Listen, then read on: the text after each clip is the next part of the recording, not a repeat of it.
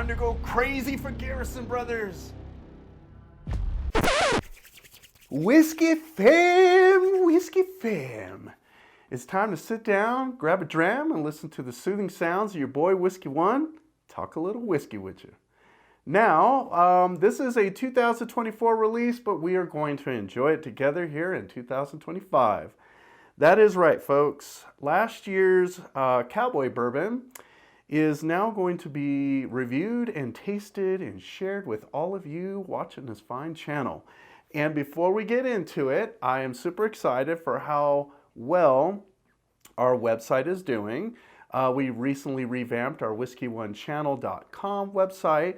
I highly encourage you guys to check that out. We have merch there, we have video links, we have reviews, yada yada, and we also have a Charred and True newsletter. It's easy to sign up, it's free, doesn't cost you anything, and I encourage you guys to do so because I'm kind of testing out my chops when it comes to writing, and I'm not going to claim to be the most prolific writer, but I like to keep things interesting and engaging with all of you guys. So check out the website.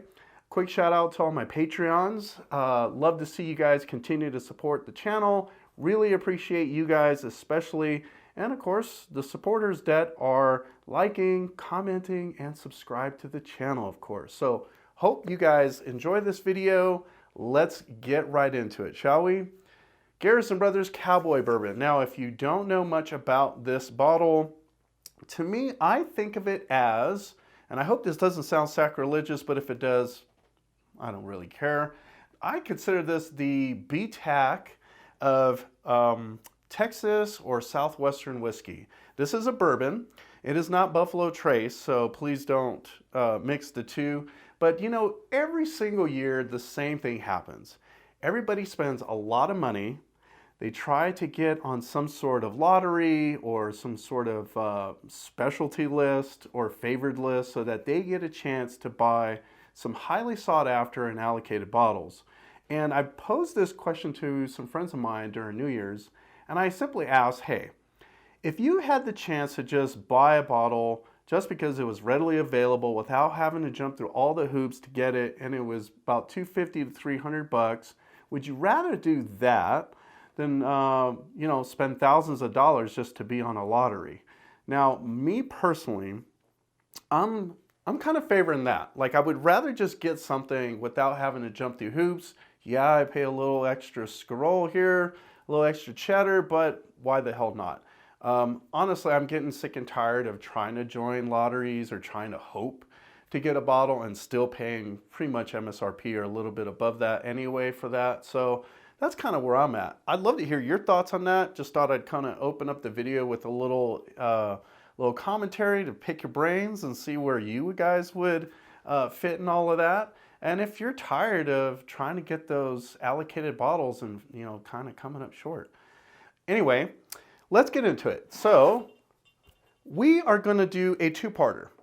This is the Garrison Brothers Cowboy Bourbon, but the second part we're going to film separately is going to feature a Sotol by Desert Door, which is also out of Texas. And what they did is they took barrels that made Garrison Brothers Cowboy Bourbon and aged their Sotol. I wish I knew for how long, but I do know that their Oak Age Series Sotol is already great. I'm interested to see if I could pick out specifically the Cowboy Bourbon notes on that Sotol. So stick around. There will be a two-parter, like I said, a second video that we shoot after this one, but I just wanted to review this all by its own. And I'm also thinking of comparing this to the 2023 bottle because it's the only other one I got. So we'll probably shoot a video for that too because, I don't know, I just like Cowboy Bourbon. What do we expect out of this? Now, they made 10,000 bottles of the 2024 Cowboy Bourbon. I was lucky to find one, and if I get a chance, I'm probably going to get a backup bottle. Now, this is making a lot of noise, so as much as I love the cool little medallion, I'm just going to set it right there on the side. And this one is bottled at 70.1% ABV. Now, they did say in the packaging that they typically have their Cowboy Bourbon resting in their warehouses for about 8 years. Now, I did notice something a little interesting on this one. This was distilled in 2018. So that means that this is actually between 5 and 6 year bourbon. And the story behind this is that Donna's Todd, their master distiller, basically grabs the best of the best, right? What he considers their honey barrels, sets them aside, and every year they do a blend of all those supreme, fantastic barrels that they try straight from the barrel, and they let those marry together, and here is the final product. I only wish that I knew about Cowboy Bourbon years ago. I would have definitely grabbed a bottle then, and just to be able to see, do a little vertical comparison, a little side by side. But at least I have the 23 version, and like I said, I am planning to compare those. I already did so during New Year's. I had some friends over and we got into it, and we did compare them. We had different opinions about which one was the best. So, that's a cowboy pop right there. Now I'm gonna pour this into my Whiskey One Custom Glencairn. Now, why do I do that? Well, I'm gonna encourage all you guys watching to support the channel, even if you don't become a Patreon, even if maybe you don't want to subscribe, which is free, but you do want to support the channel in other ways. Go to our website. You can grab our glasses there. We do some pretty quick turnarounds on shipping, so fret not. Now, why am I encouraging you guys to grab a glass? Well, honestly, it just makes whiskey taste better. And I definitely want you guys to have the most out of your whiskey tasting experience. So let's get into this, shall we? Cheers. Now this is very dark. This is bordering on coffee. Let's take a look at the legs. I mean, this is not my first time trying Cowboy Bourbon, and what I remember is that this thing's got a lot of viscosity.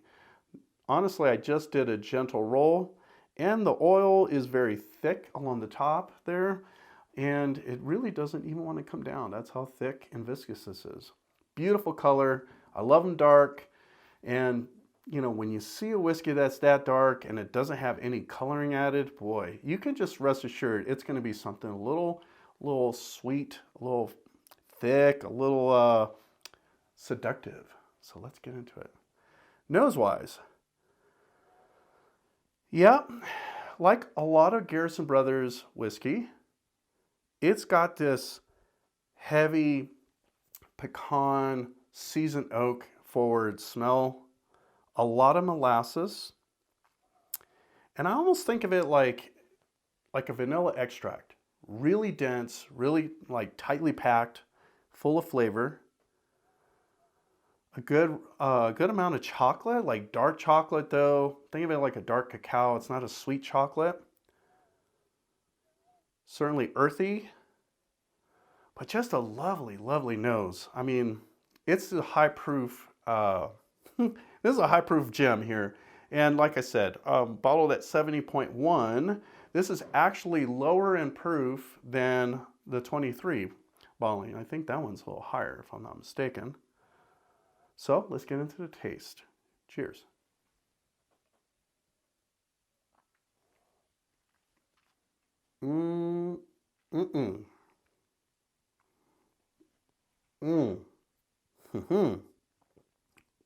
Ooh, rests on the tongue, warms up the palate.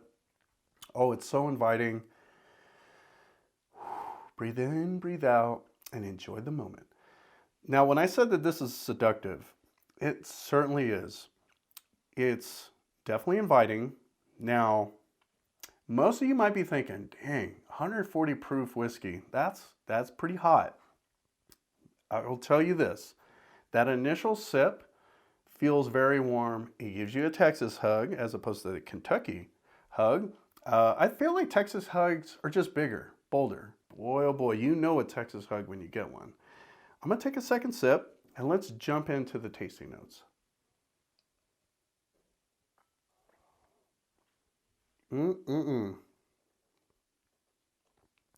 Okay, now when you take a high proof whiskey, you get that initial sip, don't judge too quick. The second, the third, and the return sips are where it's at. Now, I get a lot more pecan, a lot more vanilla, molasses. I get like a Earl, not an Earl Grey tea, like a black tea note. The oak is not aggressive. The oak is just beautifully laid out. I almost think of it as like chewy, soft tannins. Leathery, earthy, a little bit of umami, if you will, like a little bit of that umami, earthy mushroom tone to it. And where this is different from other bourbons, and this is where I really want to jump into this part of the conversation, is when I think of your standard bourbon, you get typically vanilla, caramel, oak. You know, yes, you get a little bit of that leathery note, and you usually get like this anise. You get the baking spices, maybe some cloves, and I feel like with this Texas bourbon, it says, nah, not so much. Forget all that. We're Texas, we're going to be different, and this one is certainly different. If anything, it just brings out a lot more like coffee grinds, dark chocolate cacao. It almost feels like it was aged in a French oak barrel, in which I know it wasn't. I know that it wasn't. It was aged in charred American oak, but these ones tend to feel like they were aged in French oak, right? It just has a lot more earthy tones to it. Like I said, dark notes. It doesn't have this like cherry backbone like a lot of other Kentucky bourbons have. If anything, just feels like Texas. Now this one in particular, when I think of it against the backdrop of the 23, it's going to be hard to really get those nuances between the two. From my memory, they tasted very, very similar, which is great. You get consistency. And when you like favor a product or you favor a certain whiskey, you want consistency, right? You don't want it just to say, oh, it's going to be good, it's going to be great, it's limited, but have like the consistency of the same personality, something that you remember as being great. And honestly, this is a great bottle. I typically have to jump through hoops sometimes to get it. You can find these online, or if you're in Texas, you're more likely to find this bottle. Here in New Mexico, this bottle has been on the shelf at a local Total Wine & More. These are limited. They only made 10,000 bottles, so okay, this is gonna fit right into the tier of the allocated. It is a top tier whiskey, but man, I tell you what, when you get this bottle, you get every bit of your money's worth. I'm not even kidding. So when I go back to how I opened this video, I would rather pay, like I said, $250, even upwards of $300 for this bottle. I feel like it's well worth it. You could add some water to really make this stretch. I haven't tried that because I don't typically add water to my whiskey, but if I needed to, that's exactly what I would do. I'm gonna go back into this and then recommend who this speaks to. So cheers once again.